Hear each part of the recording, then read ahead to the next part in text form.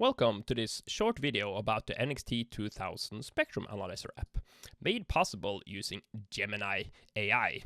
So it's a little bit of vibe coding here.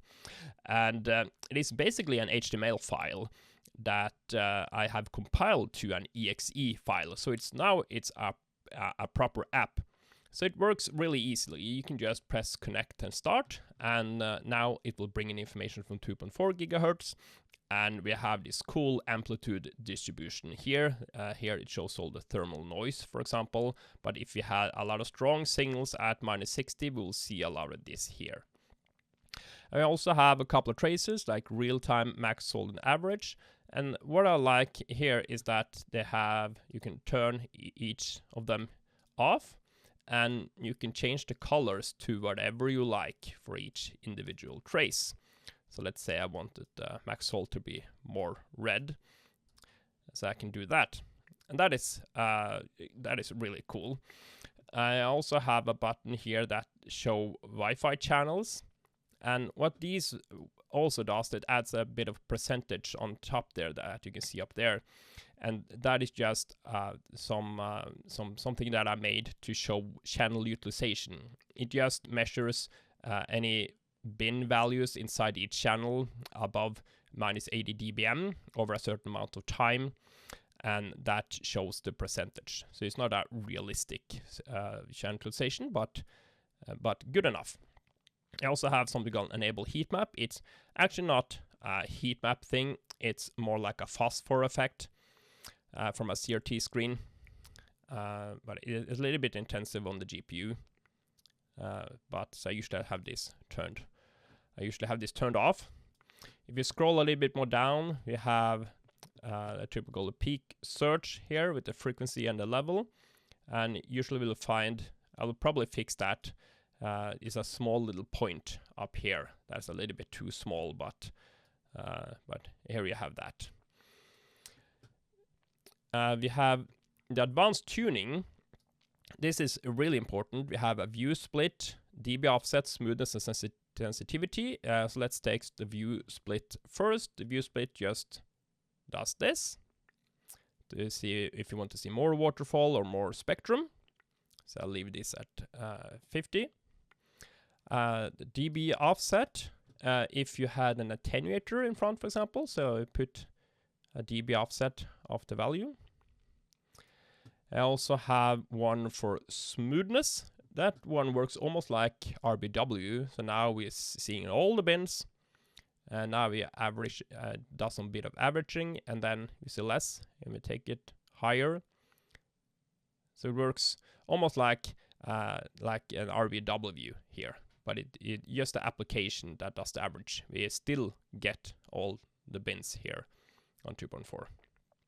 So I'll leave this at 1. The other one is sensitivity.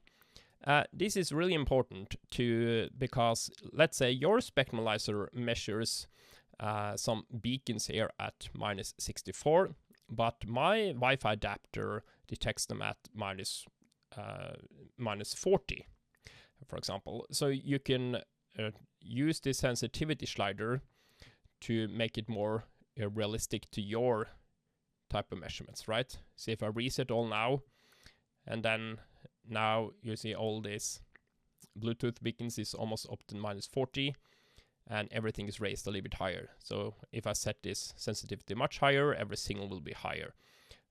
So usually by my measurements, I found that by my computer and a sensitivity at 1.4 was good for my test. Okay, so then I can reset all traces again. We can go a little bit down here. We have the system logs, and of course we have a waterfall palette. So we have a couple of colors here: turbo, rainbow, inferno, where it is. There's a grayscale and a couple others. But I usually leave it at the classic blue one. I think that one looks okay. And down below here we have switched to 3D, and now we have 3D of 2.4. Isn't that really, really cool, right? But A little bit intensive on the GPU now that I'm also recording, but I can switch that off. As you also saw, we have a recording studio up here. So you can press that, and Recording Studio will record all frames. And now I also added approximately how big the file will be. It saves everything into RAM. So I put a limit on 10,000 or frames or 100,000 frames, I don't remember. But what you do, just after you're done, you just press stop recording, and then you press save, and that will save that file to your disk. And afterwards you can either scroll up here and select up here, you can select the band off. I'd say I couldn't see it, but there, so band off, and then you can go back and load the file and play the file, and it will play it exactly as you see it in this picture here. So what else? Yes, we have also the other bands, of course, by pressing like up here with the band buttons. So here it's 5 gigahertz. So it's not so much here now, but for example, if I did a speed test on my phone, let's say if I can probably just pick it up here, and I will do a speed test. And there, yes. So we see a lot of things happening here. Also turn off the Wi-Fi channels. And we also have 3D here as well. So here are the speed tests that are ongoing. That's fine. And the other thing that I have added so we can see if the device is being overloaded. Just take a look at this peak level here and look above with connect button over there. So what I'm going to do, I'm going to take a speed test on my phone, and I'm going to be really close to the device. So don't do that. So you see now I'm having it really close, and you will start to see intermodulated products and harmonics, and there we have an alarm that says saturation.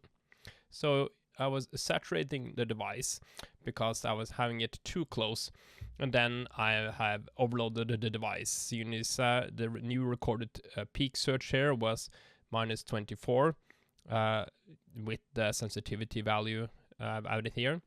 So then I practically overloaded the device. So take that in mind. Every time you have a jammer or a signal generator really close to the device, you usually will put the amplifier on the device into compression, and you will start to overload the RF chain components, active components like the ADC, so it will spit out all the signals. So it's really good that the Netally NXT includes these values, so I can implement that in my tool. Also, we have 6 gigahertz. And I also have 3D here also, but not so much traffic on 6 gigahertz here at the moment. But going to 2.4 is usually much faster because less things for the adapter to do. But I think that that's it from this tool. So it should be lightweight and will work on MacBook, Windows, and Linux. Yeah, and one small thing, I also have live markers.